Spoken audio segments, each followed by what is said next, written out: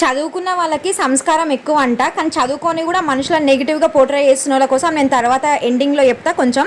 So ఇక్కడైతే పిల్లలు school నుంచి రాగానే నేనైతే వాళ్ళకి స్వీట్ కార్న్ బాయిల్ చేసిన, అట్లాగే గ్లాస్లో పాలు కూడా పోసిచ్చిన, ఎందుకంటే వాళ్ళు తినేసి ట్యూషన్కి అయితే బయలుదేరుతారు. నేనైతే జిమ్కి వెళ్తున్నా. జిమ్కి ఎలా వెళ్తున్నా ఏంటంటే నేను సింహాసార్తోనే కదా జిమ్కి వెళ్తున్నా. జిమ్కి వెళ్ళేటోళ్ళు ఎవరైనా శారీస్ కట్టుకొని పోతారా, లేకపోతే టీ షర్ట్ ట్రాక్ వేసుకొని పోతారా, జిమ్ డ్రెస్ వేసుకొని పోతారా?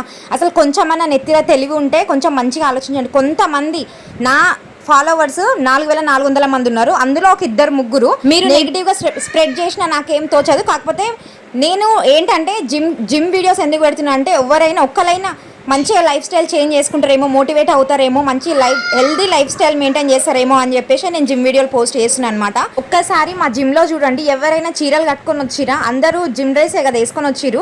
ఎడ్యుకేటెడ్ అయ్యుండి కూడా ఎందుకు తెలివిలేనట్టు బిహేవ్ చేస్తారో అర్థం కాదు. స్టైల్ కోసం ఎక్సర్సైజ్లు ఎవరు చేయరండి. హార్మోనల్ ఇంబ్యాలెన్స్ ప్రతి ఒక్క ఆడపిల్లకు ఉంటుంది. ఇప్పుడు పెళ్లి కానోళ్ళే చాలా సఫర్ అవుతున్నారు.